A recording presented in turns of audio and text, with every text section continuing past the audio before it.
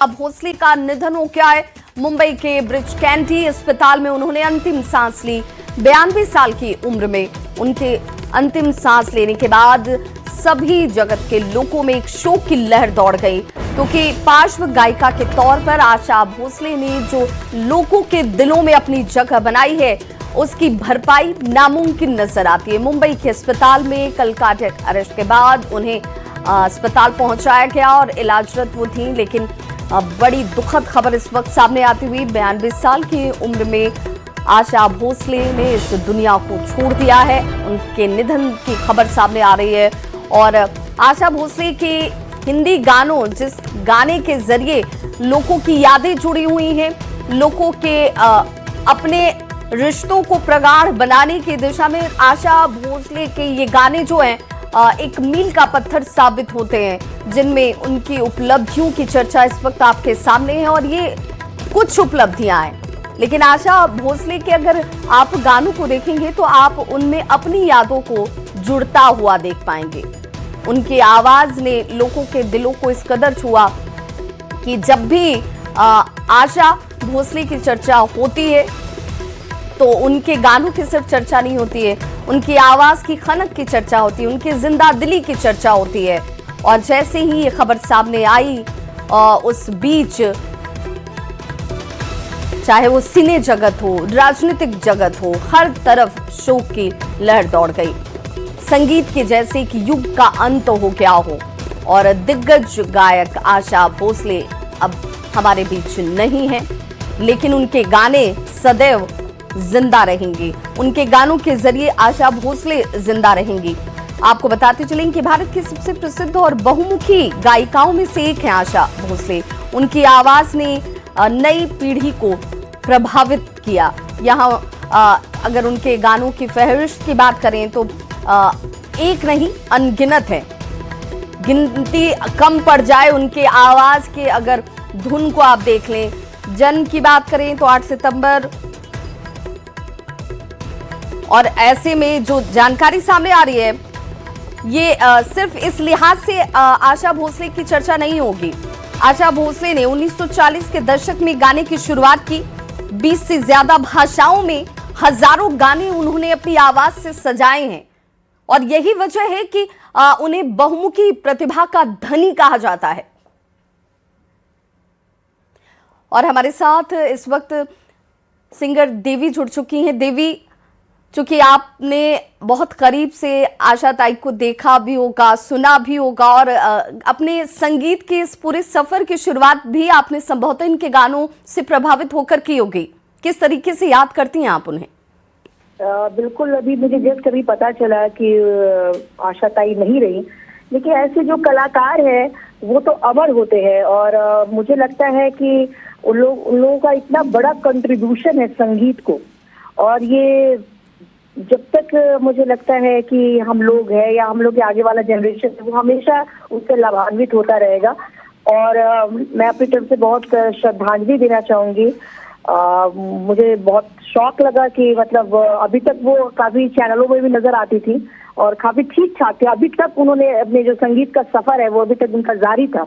काफी उनका एज भी हो गया था, लेकिन उन्हें संगीत को अभी तक, जब तक वो जीवित रही है, संगीत उनके साथ रहा है। और वो लोग तो लीजेंड है। वैसे कलाकार बिरले कभी पैदा होते हैं और मैं अपनी तरफ से बहुत उनको श्रद्धांजलि देना चाहूँगी। दुख भी है कि एक बहुत बड़ा जो संगीत का जो अध्याय था वो खत्म हो गया, लेकिन हमारे दिलों में और लोगों के जहन में ऐसे कलाकार हमेशा जीवित रहते हैं। वो हमेशा जीवित रहेंगे और वो सदैव अमर है।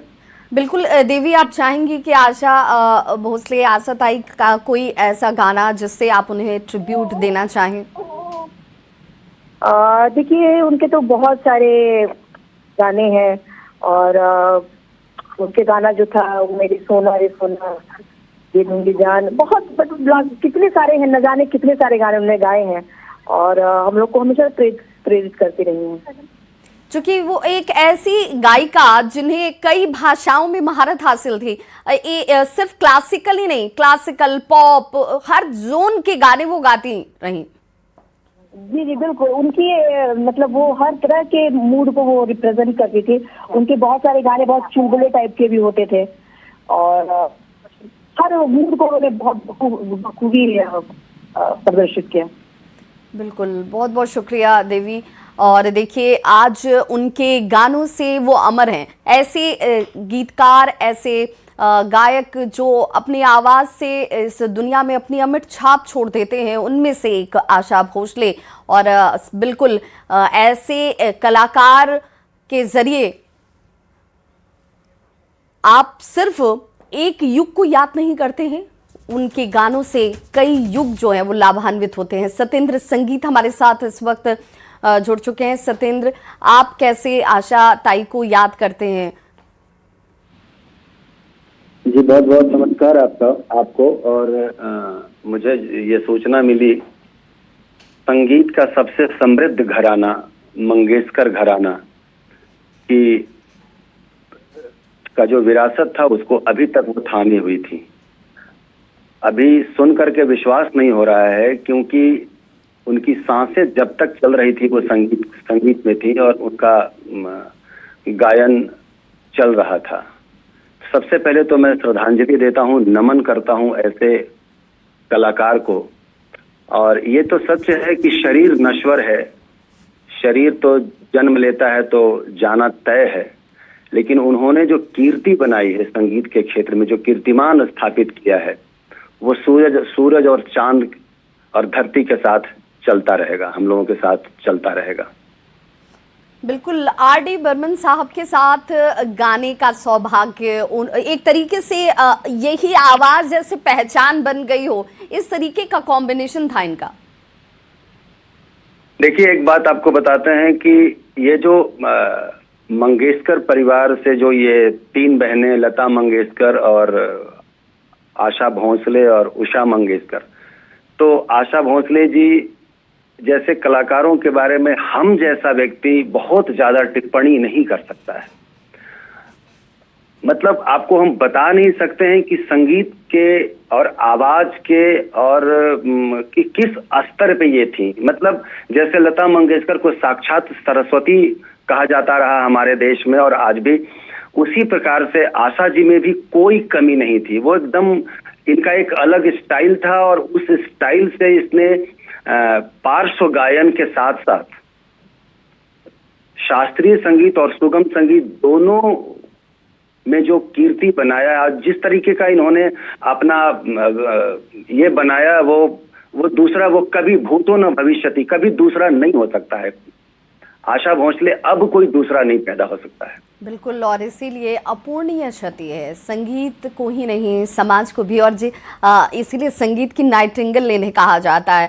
और इतनी विविधता, इतनी भाषाओं पर पकड़ एक संगीतकार को, एक गायक को कैसे समृद्ध बनाता है, और उसके बाद वो अपनी समृद्धि को समाज में कैसे सुर के जरिए सामने लाता है, ये अद्भुत कला आशा ताई के पास जरूर थी। क्योंकि पार्श्व गायन, शास्त्रीय संगीत, कैबरे, गजल, हर तरह के जोन में गाने वाली आशा भोसले हमेशा से याद की जाती रहेंगी। बहुत बहुत शुक्रिया सत्येंद्र संगीत हमारे साथ जुड़ने के लिए।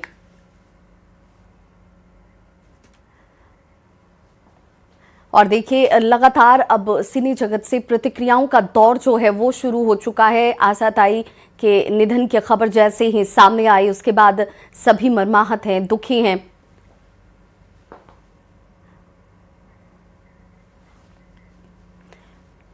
और लगातार जब प्रतिक्रियाएं सामने आ रही हैं तो एक ऐसी ही प्रतिक्रिया सामने आई कैलाश खेर की तरफ से। कैलाश खेर ने क्या कुछ कहा है, जरा आप भी सुनिए।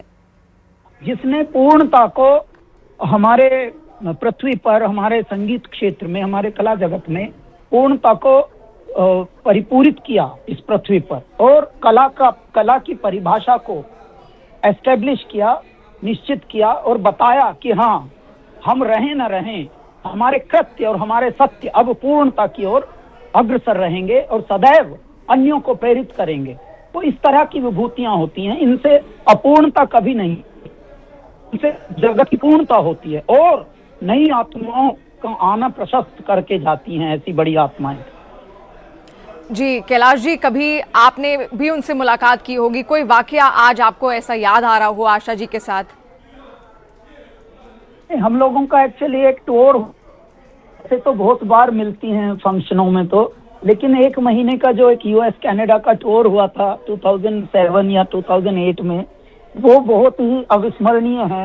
वो कभी हम भूलेंगे नहीं, क्योंकि उसमें क्या मनुष्य का व्यक्तित्व पता लगता है और व्यक्तिगत बातें पता लगती हैं, चुटकुले पता लगते हैं, ह्यूमर पता लगता है, इंसान के जीने का ढंग पता लगता है, क्योंकि यात्राओं से ही असली इंसान की इंसानियत पता लगती है। किसी को कितना टेम्परामेंट है, कितना बन के रहता है, कितना, तो वो सब पता लगता है। एक महीने तक वो भी दूसरे देश में, दूसरे खंड में, दूसरे टाइम जोन में, तो बहुत कुछ पता लग जाता है। वो अच्छा रहा अनुभव। प्यारी आत्मा थी आशा जी, और वयोवृद्ध होकर भी वो मिक्स हो जाती थी अपने जूनियर्स के साथ भी, और के अंदर तो बहाने लोगों में ये था, भारतीय जीवन शैली का जो प्रतिबिंब झलकता है बड़े लोगों में, गुणवंतों में, वो दिखता था उनमें भी। बहुत बहुत परमात्मा से प्रार्थना, अपने चरणों में, श्री चरणों में सदगति दें और उनके परिवार को संबल दें इस ऐसी घड़ी में। और उनको यही प्रार्थना है कि सारा जगत उनके लिए प्रार्थना करे। हमारी बहुत बहुत श्रद्धांजलि उनके चरणों में। तो बिल्कुल संघर्ष से सफलता तक का मुकाम आशा ताई ने कैसे हासिल किया, क्योंकि कुछ अलग करने की जिद।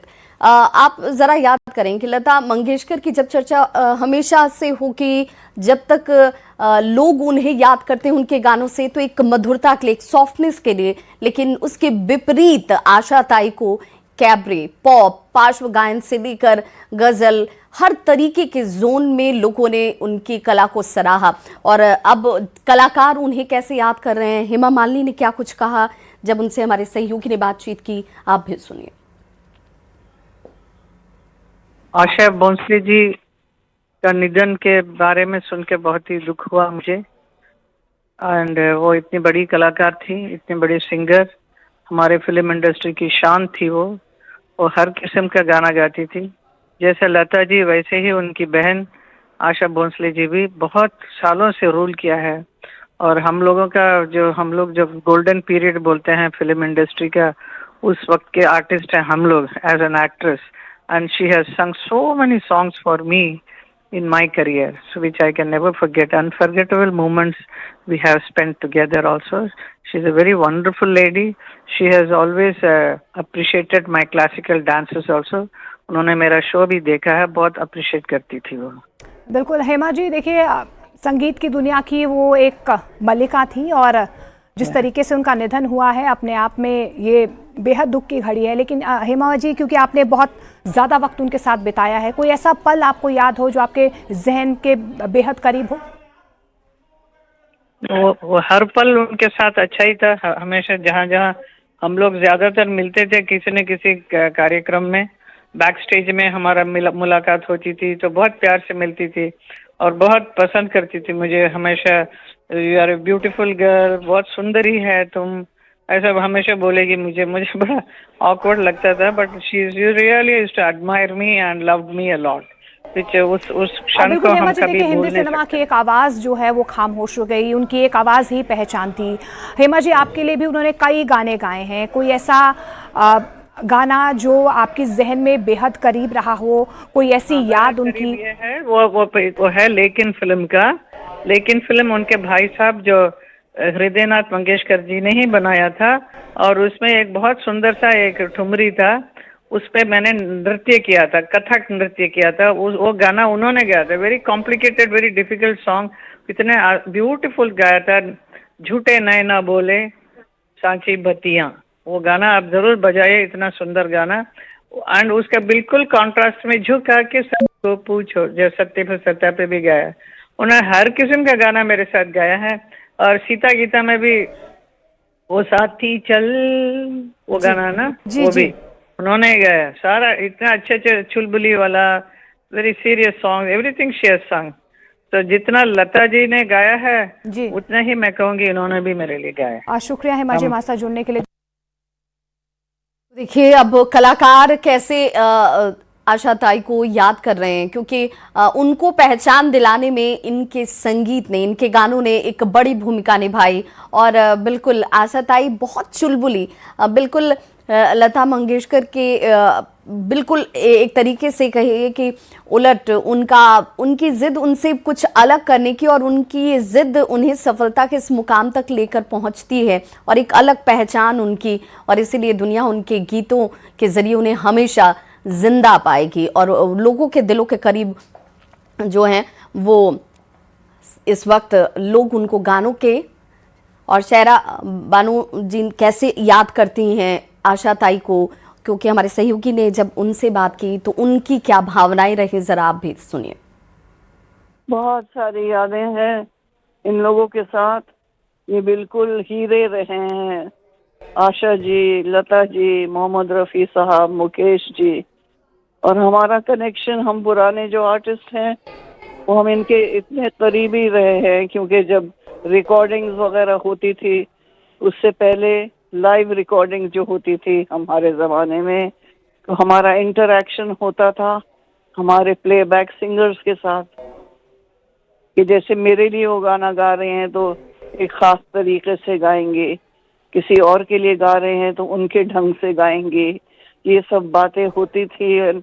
हम इतने लकी थे कि रिकॉर्डिंग के अंदर जो कमरा होता है जहाँ वो गाना गाते थे माइक लगा के, और बाहर ऑर्केस्ट्रा होता था, लाइव ऑर्केस्ट्रा, हम देखते थे रिहर्सल और उनके साथ इंटरैक्ट करते थे, और वो हमें सजेशन देते थे कि ये मैं इस तरह गा रही हूँ खास आपके लिए।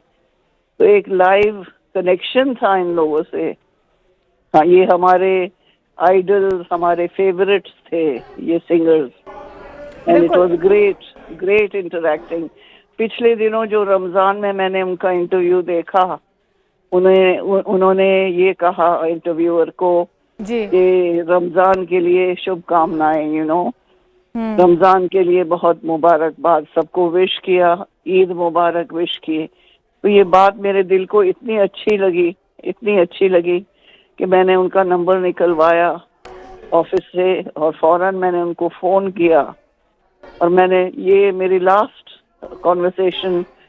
मेरा कॉन्वर्सेशन था उनके साथ, और उनको कहा मैंने कि आपने इतनी खूबसूरती से अदा किया है ये message, God bless you, and बहुत बहुत प्यार दिया उनको। तो मुझे बड़ी खुशी है कि कुछ दिन पहले ही, समझिए 1 महीना पहले ही, 20 दिन पहले ही मेरी और उनकी बातचीत हो गई। वो अच्छी भली तो लग रही थी, मैंने उनको देखा था। हाल ही के दिनों में शायरा बानो जी उनकी तबीयत थोड़ी ज्यादा नाजुक हो गई थी। क्या हाल ही दिनों में कोई बातचीत आपकी उनसे हो पाई हो, या उनके परिवार वालों से कोई बातचीत हुई हो? मैंने ये बताया ना आपको, रमजान और ईद, अभी तो बताया मैंने आपको जी। तो ये मेरी खुशनसीबी है कि मैं उनसे बात कर सकी, उनको मुबारकबाद दे सके कि आपने इतनी खूबसूरती से अदा किया है ये मैसेज सारे लोगों को, ईद मुबारक और रमजान मुबारक। बहुत ही अफसोस हुआ है, मैं बात नहीं कर सकती। ऐसा लगता है कि हमारे फैमिली का कोई चला गया। बहुत दिल दुख रहा है। ये तो डायमंड्स हैं हमारे इंडस्ट्री। तो आशा ताई ने अपनी आवाज से कलाकारों को सफलता के उस मुकाम तक पहुंचाया, और कलाकार आज इस खबर के साथ मर्माहत हैं। कल्पना पटवारी गायिका हमारे साथ जुड़ चुकी हैं। कल्पना जी, आप आशा ताई को कैसे याद करती हैं? नमस्कार। मैं दरअसल हर किसी ने भारतवर्ष में, चाहे वो लता दी हो या आशा जी हो, एक तरह से म्यूजिकल इंस्टीट्यूशन की तरह हम लोगों ने उनको सुन के हम लोग बड़े हुए।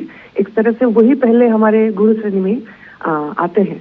तो मैं आसाम में पली बढ़ी, और आसाम में खासकर हमारे भूपेन हजारिका जी के तत्वावधान में, म्यूजिक डायरेक्शन में, आशा जी ने बहुत सारे असमिया फिल्म सॉन्ग्स वो गाए थे। तो उन सब गीतों को याद करते हुए फिर हम लोग मंच पे प्रस्तुति करते हुए बड़े हुए। बाद में जब मैं मुंबई भी पहुंची, उनसे मुलाकात भी हुआ, मुझे अभी भी याद है। उनकी रिकॉर्डिंग देखने में स्टूडियो पहुंची, और बस उस दिन ऐसा लगा कि जैसे पाँव से मतलब सिर तक मैं मतलब क्या सीख पाऊँ उनको देख के, उनके व्यवहार से, बातचीत से। इतने हम न्यू कमर्स हम लोग थे, बट फिर भी उन्होंने इतने अच्छे से मिले, वो गाइड कर रहे थे स्टूडियो में, रिकॉर्डिंग में घुसने भी आई, इतना ही बहुत बड़ी बात उनका व्यवहार में लगा।